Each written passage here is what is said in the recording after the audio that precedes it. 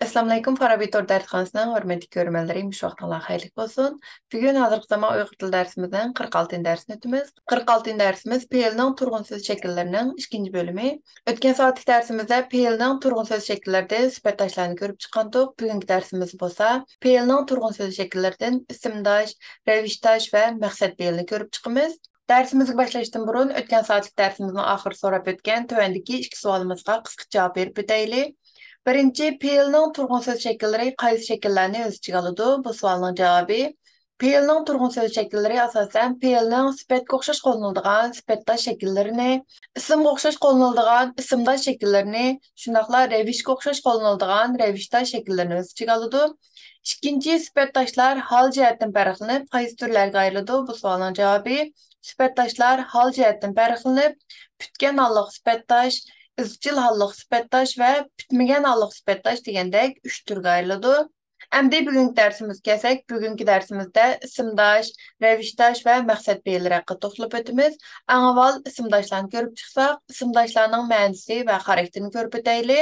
İsimdaşlarının mənisi deganimizdə PL-nin türlənişi arqılıq isimə xas alaylık erişib cümlədə İsim oxşaş qo'llaniladigan grammatikalik shakllarni ko'rsatadi va harakatni shay sifatida ifodaleydi. Masalan, barg'im yo'q degan jumlada bar fe'li bir xil ismdosh shaklda o'zi ifodalagan harakatni shaylashtirib, ega vazifasi kelgan, kelganligini tursundan aldım degan jumlada bo'lsa, kel fe'li ismdosh shaklda o'zi ifodalagan harakatni shaylashtirib, to'ldiruvchi vazifasi kelgan. İsimdaşlar özünün fe'llik ma'nosini va fe'llik xususiyatini saqlagandan sirt yana ismning barliq grammatikalik alayliklarni qabul qila oladi va bu orqali jumlada ism rolida qo'llanilib, jumlaning har xil bo'ligi bo'lib kelalaydi. Uyghur tili haqidagi ba'zi grammatik kitoblarda fe'lning bu shakli, ya'ni ismdash shakli harakatnomi deb ataldi. Biz fe'lning sifatdash, rəvişdash deb atiladigan turg'unsiz shakllarga moslashtirib turib, bu fe'lning harakatnomini ismdash deb atashni muvofiq ko'rdik. İsimdaşlarning ma'nosi va xarakterini ko'rib o'tdik. Endi isimdaşlarning turlarini ko'rib chiqsak, isimdaşlar ro'liga qarab, she'liq isimdash, maxluq isimdash, g'uliq isimdash, pütken halliq isimdash, izchil halliq isimdash, pütmegen halliq isimdash va subyekt isimdash degandek 7 turga ayrıladi. Endi bularni tafsiliy ko'rib chiqamiz. Birinchisi she'liq isimdash. İsimdaşning bu turning, ya'ni she'liq isimdashning bo'lishliq shakli fe'l o'ziga she, ish, ush, uch qo'shimchasining qo'shilishi bilan yasaladi. Masalan, so'zlash, yezish, turish, ko'rish degandek mushkil isimdashlar she'liq isimdashlarga kiradi. İsimdaşning bu turning bo'lishsiz shakli bo'lsa, fe'l o'ziga masliq, maslik qo'shimchasining qo'shilishi bilan yasaladi. Masalan, ko'rmaslik, bormaslik degan shaklda keladi. She'liq isimdaşlar hal jihatdan betaraf harakatni shay sifatida ifodalab, jumlada ism rolini o'ynaydi. Masalan, ko'p uxlay salomatlikka ziyonliq bu jumlada uxlash degan isimdash ega vazifasi kelgan. Uning vazifasi seni obdan o'ynatish. Bu jumlada bo'lsa, o'ynatish degan isimdash hukmli xabar vazifasi kelgan. U aytganda gimnastika o'ynashni yaxshi ko'rdi. Bu jumlada bo'lsa, o'ynash degan isimdash bu jumlada to'ldiruvchi vazifasi kelgan. Kitap o'qishning muhimligini hammamiz bilamiz. Bu jumlada bo'lsa, o'qish degan isimdash aniqlovchi vazifasi kelgan. Biz sizlarning kelishinglarga tashna, bu jumlada bo'lsa, kelishinglarga degan she'liq isimdash yo'nalish kelishdagi holat vazifasi kelgan. U meyib bo'lgani bilan tamoq yeyishdan kiyim kiyishgacha hammani o'z qiladi. Bu yerdagi yeyishdan kiyishgacha degan she'liq isimdashlar o'rin kelish va chek kelishdagi holat vazifasi kelgan. Darsga kechikib kelishdek ahvollar tuzatildi. Bu yerdagi kelishdak, ya'ni kelish degan she'liq isimdash o'xshatma kelishda kelib, aniqlovchi vazifasi kelgan. Endi isimdaşlarning ikkinchi turi bo'lgan maxluq isimdashni ko'rib chiqamiz. Isimdashning bu turi fe'l o'ziga maq, mak qo'shimchasining qo'shilishi bilan yasaladi. Masalan, yozmoq, turmoq, so'zlamak, ko'rmak degandek mushkil shaklda yasaladi. Maxluq isimdashning ma'nosi bo'lsa, fe'lga alohida tus ma'nosi bermaydigan isimdash shaklini ko'rsatadi. Bu isimdaşning, ya'ni maxluq isimdaşning aloyligi asosan tuvandagi ikki jihatda ko'riladi. Birinchi, jumlaning sirtida bo'libmi lug'atlarda fe'lga vakillik qiladi. Ya'ni lug'atlarda bo'lsin yoki boshqa kitoblarda bo'lsin, fe'llar ko'rsatilgan vaqtda yozmoq, turmoq, so'zlamak, ko'rmak Barmaq degandek muşxil şekillarda ko'rsatildi. İkinci o'rin kelish shaklida izchil hol ma'nosini ifodalab, fe'lning ba'zi hol zamon shakllarini yasashga qatnashadi. Masalan, o'quvchilar diqqat bilan dars anglamoqda. O'quvchilar diqqat bilan dars anglamoqda edi. Bu yerdagi maxluq ismdosh, ya'ni anglamoq degan ismdosh bu jumlada idi degan fe'l bilan qo'shilib, yordamchi fe'l bilan qo'shilib, xabar vazifasiga kelgan va fe'lning hol zamon shaklarini yasashga qatnashgan. Mashina uçqandek ilgirlemekdə bu yerdəki ilgirlemek degan maxluq qismdaşma o'xshashlar fe'lning hol zamon shaklini yasashga qatnashgan. Biz bu vaqtda fe'lning hol zamon kategoriyasi qismida tafsiliy to'xtalib o'tamiz. Ismdoshlarning 3-chi turi bo'lgan g'uliq ismdosh. Ismdoshning bu turi, ya'ni g'uliq ismdosh fe'l o'zgiga g'u, qu, gü, kü qo'shimchasining qo'shish bilan yasaladi. Masalan, yozg'u, yotqu, so'zligü, ketgü degandek mushkil shaklda yasaladi. G'uliq ismdoshlar tuvandikcha qo'llaniladi. Birinchi, o'z subyektini bildiradigan so'z bilan tavallik munosabatida birikib, subyektning arzusini, xohishini bildirdi va har zaman bor, yo'q, kel so'zlar orqali ifodalangan xabarlar bilan munosabat bog'laydi. Masalan, uning bilan ko'rishkim bor bu yerdagi mening degan almash bu jumlada yoshirun holatga kelgan. Ko'rishkim degan g'uliq ismdosh bor degan so'z bilan ifodalangan xabar bilan munosabat bog'lagan, ya'ni birikib kelgan. Bugun kinoga mening borg'im yo'q. Bu jumlada borg'im yo'q, ya'ni borg'u degan g'uliq ismdosh yo'q degan so'z bilan ifodalangan xabar bilan munosabat bog'lagan va subyektning arzu yoki xohishini bildirib kelgan, ya'ni borg'usi yo'qligini ifodalagan. Sizlarni bekmi ko'rgimiz keldi. Bu jumlada o'xshashlar ko'rgu degan g'uliq ismdosh kel degan so'z orqali ifodalangan xabar bilan munosabat bog'lagan va subyektning, ya'ni o'sha shaxsning arzusini va xohishini bildirib kelgan. G'uliq ismdoshning qo'llanılishining ikkinchisi o'xshatma kelish yoki tanglashtirma kelish shaklida aniqlovchi bo'lib kelib, aniqlang'uchining ismdosh ifodalagan harakatning borliq kelishini ta'min eta oladigan sifati yoki miqdorini bildirdi. Masalan, uningda bu vazifaning hududdan chiqqudek qobiliyat bor. Bu jumlada chiqqudek degan ismdosh, ya'ni g'uliq ismdosh bu jumlada aniqlovchi vazifasiga kelgan. Do'konga berib bugungi yetgudek meva ilib kel. Bu jumladagimi yetgu degan g'uliq ismdosh bu jumlada aniqlovchi vazifasiga kelgan.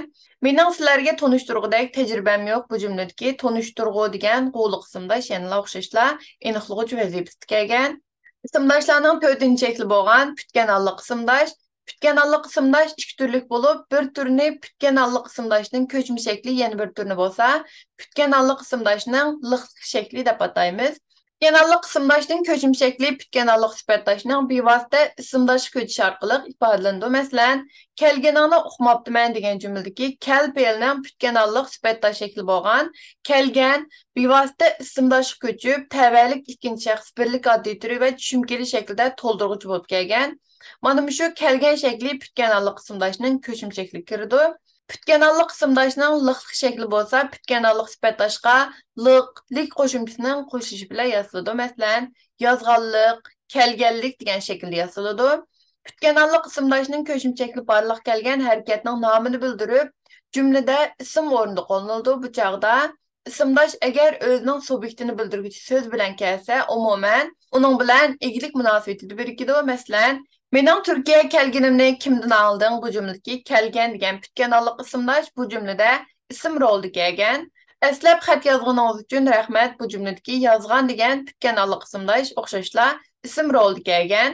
Ularning urushib qolganiga ishonmayman. Bu jumladagi qolgan degan putganalliq ismdosh bu jumlada ism o'rnida qo'llanilgan. Mening borganimdan sening borganing yaxshi. Bu yerdagi borgan degan putganalliq ismdosh o'xshashlar harakat nomini bildirib jumlada ism rolida qo'llanilgan. Ismdoshlarning 5-chi turi bo'lgan putmagan alliq ismdosh. Putmagan alliq ismdosh ikki xil bo'lib, bir xili putmagan alliq ismdoshning ko'chma shakli yana bir xil bo'lsa, putmagan alliq ismdoshning liqliq shakli deb ataymiz. Putmagan alliq ismdoshning ko'chma shakli putmagan alliq sifatdoshning g'an shaklining bevosita ismdosh ko'chishi orqali ifodalanadi. Masalan, uning bu yerda ishlaydiganini bilmabdiman degan jumladagi ishlar fe'lining ishlaydigan degan putmagan alliq sifatdosh shakli bevosita ismdosh ko'chib, tavallik 3-chi shaxs turi va tushumkeli shaklda to'ldirg'uchi bo'lib kelgan. Mana shu ishlaydigan shakli putmagan alliq ismdoshning qo'shma shakli hisoblanadi. Putmagan alliq ismdoshning liqliq shakli putmagan alliq sifatdoshga liq qo'shimchasining qo'shishi orqali yasaladi. Masalan, yozadiganlik, keladiganlik degan shaklda yoziladi. Tüngen alliq ismdashning har ikki xil shakli o'xshashla doim bo'ladigan yoki keyin bo'ladigan harakatning nomini bildirib jumlada ism rolida keladi. İsimdaşlarning 6-cı turi bo'lgan izchil alliq ismdash. İzchil alliq ismdashmi ikki turlik bo'lib, bir turni izchil alliq ismdashning qo'shim shakli, yana bir turni bo'lsa, izchil alliq ismdashning liqliq shakli deb ataymiz. İzchil alliq ismdashning qo'shim shakli izchil alliq sifatdashning bevosita ismdash ko'chishi orqali ifodalanadi. Masalan, o'qiyotganimdan xabarim bor degan jumlada o'quv fe'lining izchil alliq sifatdosh shakli o'qiyotgan bevosita ismdosh ko'chib, tavalik ikkinchi shaxs birlik oddiy turi va chiqish kelish shaklida holat bo'lib kelgan. Mana shu o'qiyotgan shakli izchil alliq ismdoshning qo'shim shakli kirdi. Izchil alliq ismdoshning liqliq shakli izchil alliq sifatdoshga liqlik qo'shimchasining qo'shishi orqali yoziladi. Masalan, yezayotganlik, izlab yurganlik degan shaklda keladi. İsimdaşlarning 7-ci turi bo'lgan subyekt ismdash. Subyekt ismdash g'uliq ismdashga chi qo'shimchasining qo'shishi bilan yoziladi. Masalan, yozg'uchi, kelguchi degan shaklda yoziladi. Subyekt ismdash o'z ifodalagan harakatning subyektini bildirib jumlada ism rolida keladi. Masalan, iltimos qilguvchi Ahmad bu jumladagi iltimos qilguvchi degan subyekt ismdash bu jumlada ism rolida kelgan.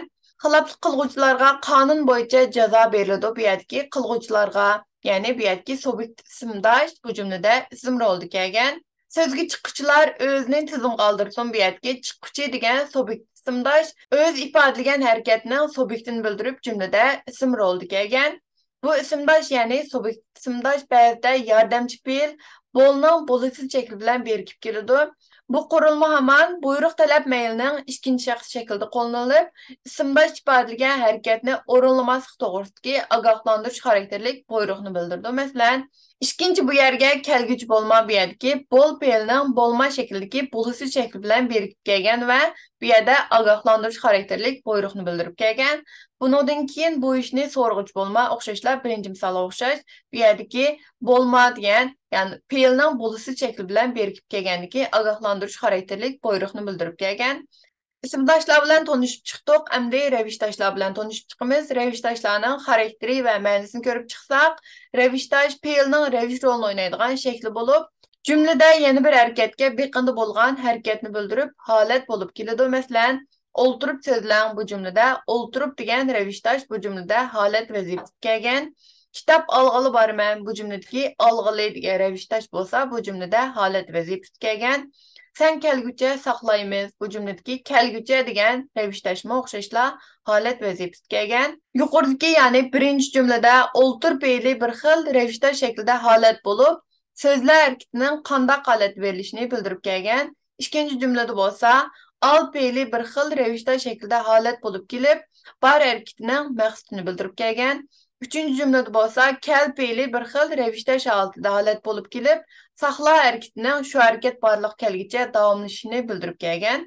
Revishdoshlar o'zining fe'llik ma'nosini va fe'llik xususiyatini saqlagandan sirt yana revishning barliq grammatikalik alohidaliklarini qabul qila oladi va bu orqali jumlada yana bir harakat beqindi bo'lgan harakatni bildirib, holat vazifasi keladi.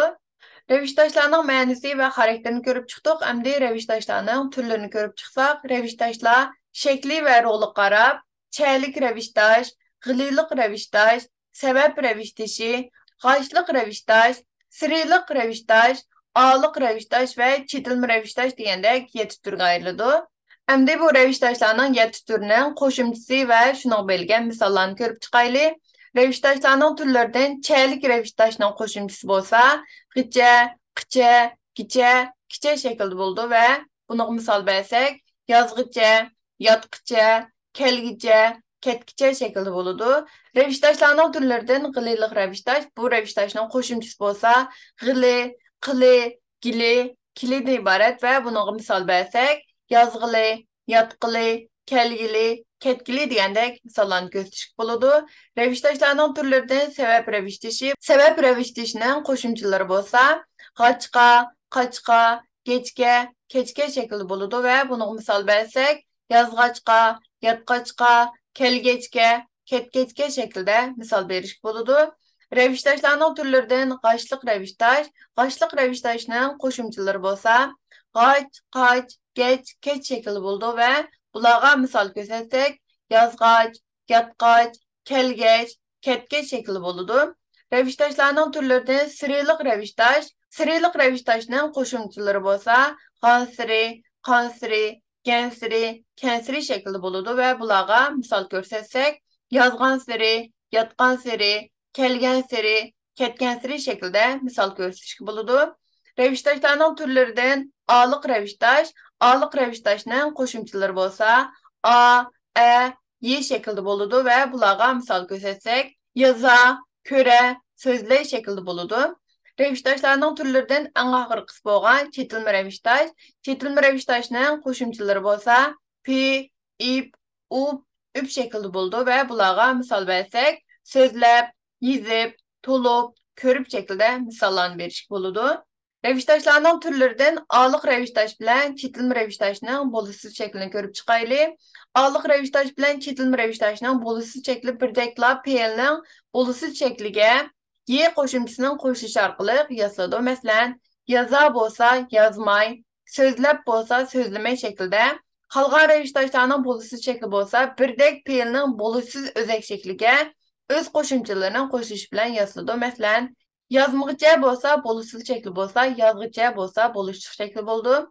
Yazmıqlı, yazgılı, yazmağaçqa, yazğaçqa, yazmağaç, yazğaç, yazmağan siri, yazğan siri şekilde bu xil şekilde bolusuz ve boluşluq şeklini siliştiralaymiz. Çəlik reviştaşının ağırlığı yana lik qoşumçusu qoşulub kelishi mümkün, lekin ma'nisida hech qanday o'zgarish bo'lmaydi. Masalan, yazgıchilik, yatqichilik, ketkichilik, kelgichilik şekilde bo'ldi. Ya'ni ma'nisida hech qanday o'zgarish bo'lmaydi. Fe'llarning turg'un so'z shaklidan eng axirqisi bo'lgan maqsad fe'lini ko'rib chiqamiz. Maqsad fe'li fe'lning maxluq ismdor shakliga chi qo'shimchasining qo'shish bilan yoziladi. Masalan, yozmoqchi, kelmoqchi, turmoqchi, sözlemekçi şekilde buludu. Maksat fe'li subyektning shu fe'l ifodalagan harakatni o'rlash niyatini bildirib, ba'zi yordamchi fe'llar bilan birlikda fe'lning ba'zi hol zamon shakllarini yasaydi. Biz bu vaqtda fe'lning hol zamon kategoriyasi qismida tafsiliy to'xtalib o'tamiz. Yordamchi fe'l bo'l bilan birikib, ya'ni maqsad fe'li yordamchi fe'l bo'l bilan birikib, fe'lning murakkab o'zak shaklini hosil qiladi. Biz bu vaqtda fe'lning o'zak shakllari degan bobda tafsiliy to'xtalib o'tamiz. Bugünkü dersimizin ahırı keldik. Dersimizin ahırda bu dersimizin münasebetli bolğan tövendeki iki sualını sorap ötümüz. Birinci, isimdaş degen nime? İkinci, reviştaşlar şekli ve rolü qarab qaysi türlerge ayrıldı. Bu suallarning cevabını YouTube videomuzun astidagi inkaz kısmına yoki Instagram hesabımızın DM kısmından uçur yazıp övesanlar buludu. Undaqda keyingi saatlik dersimiz görüşeylik. Görüşürüz. Aman bolinglar. Xeyr xoş.